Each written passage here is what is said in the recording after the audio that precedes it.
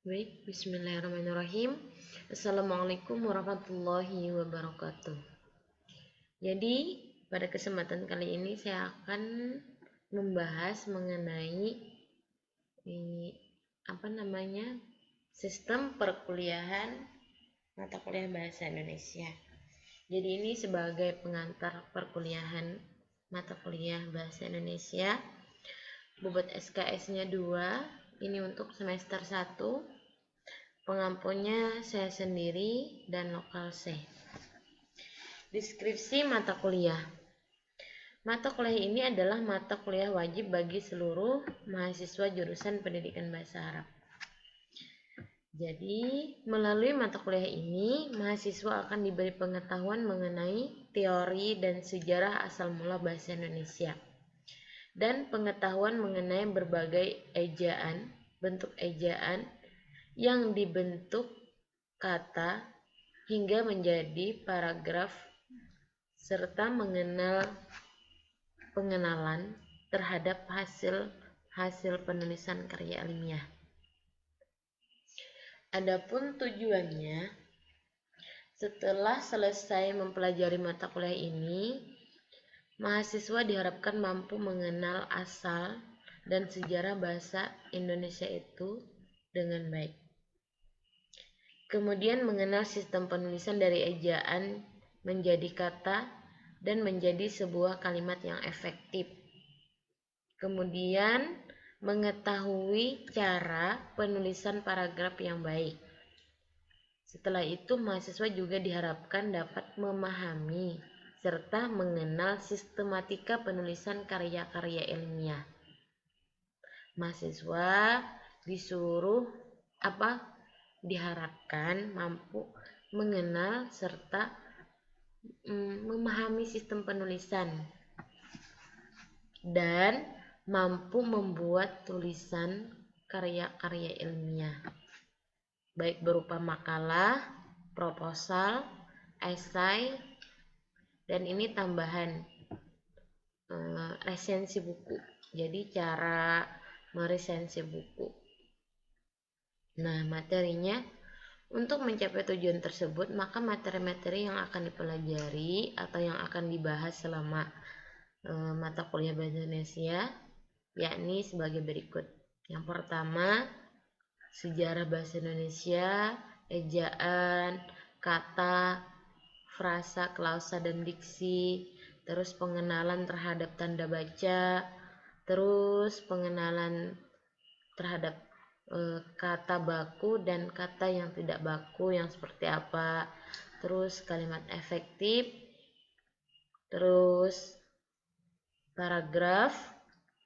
Yang ke-8, rujukan, kutipan, plagiasi. Ini nanti sistemnya seperti apa kalau mengambil rujukan, terus kemudian kalau ngambil kutipan seperti apa, kalau plagiasi atau copy paste itu yang seperti apa. Plagiasi tanpa menyertakan footnote atau identitas buku, atau copy paste di Google.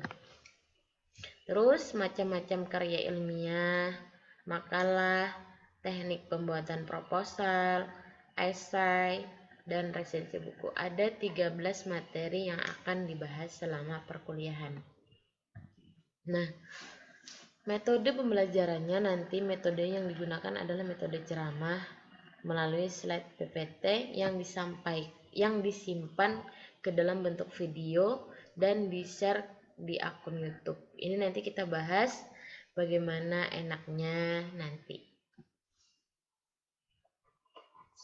Sebab maksudnya di sini itu, jadi kan ada 13 materi.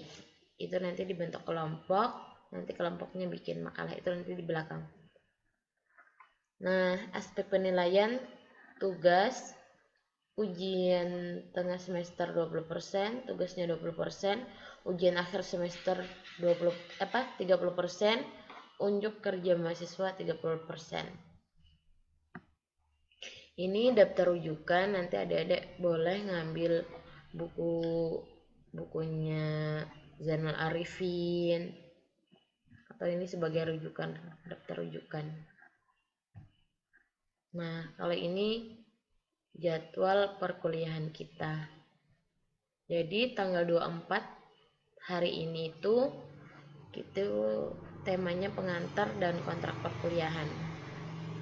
Nah, kalau mulai minggu depan tanggal 31 itu sudah kelompok 1 terkait pembahasan sejarah bahasa Indonesia. Yang pertama dibahas sejarahnya, kedudukan, ini sudah Ibu tuliskan subbab yang kiranya harus dibahas. Lebih dari ini boleh, tapi tidak boleh kurang dari tema-tema yang sudah disediakan. Ini sampai kelompok 13. Sudah Ibu siapkan, nanti kita bentuk kelompoknya. Nah, adapun tugas kelompok dan individu. Nah, tugas kelompok yakni membuat makalah dikirim kepada dosen pengampu. Yang kedua, membuat PPT atau PowerPoint yang merupakan ringkasan dari isi makalah. PPT-nya nanti tinggal copy paste dari makalahnya. Tapi jangan juga terlalu singkat atau terlalu padat. Nah, PPT-nya berisikan suara rekaman atau penjelasan mengenai isi yang disampaikan. Nah, kalau bisa disimpan dalam bentuk video dan di-share di akun YouTube. Kenapa kita memilih akun YouTube? Sebab kalau video kemudian dikirim di grup WA itu tidak semuanya bisa menyimpan atau sebab membutuhkan memori yang banyak biasanya. Terus kalau kita download video di grup WA itu juga lama gitu. Jadi kalau di akun YouTube nanti bisa dibuka kapan-kapan. Apalagi kalau di apalagi kalau perkuliahannya di rumah. Nanti ada yang sambil kerja, yang penting nanti kita sesuaikan lah untuk absensinya juga. Kemudian tugas individu. Nah, yang pertama, semua mahasiswa memiliki buku catatan. Jadi semua mahasiswa memiliki buku catatan. Yang kedua, buku catatan berisikan resumen dari materi yang telah disampaikan kelompoknya maupun kelompok lain. Jadi mau itu kelompok 1 yang presentasi atau yang bukan presentasi tetap membuat resumen. Ditakutkan memang ini benar-benar materinya, tapi pas udah kelompok lain maju lagi dia udah lupa materi yang pernah dia pelajari. Jadi alangkah baiknya dia juga merisum atau membuat di buku catatan terkait materi yang telah dia sampaikan. Yang ketiga, buku resumen kemudian difoto dan dikirim kepada dosen sebagai absensi kehadiran. Mengenai pengiriman resumen ini nanti kita sesuaikan. Misal dari jam 8 pagi sampai jam 23 malam. Boleh, nanti Ibu kasihlah keringanan sedikit. Nah, mungkin itu saja terkait sistem perkuliahan mata kuliah bahasa Indonesia. Untuk lebih jelasnya nanti kita tanyakan di grup WA. Ini nanti filenya juga Ibu kasihkan. Nah, salah khilaf mohon maaf. Wabillahi taufiq wal hidayah. Wassalamualaikum warahmatullahi wabarakatuh.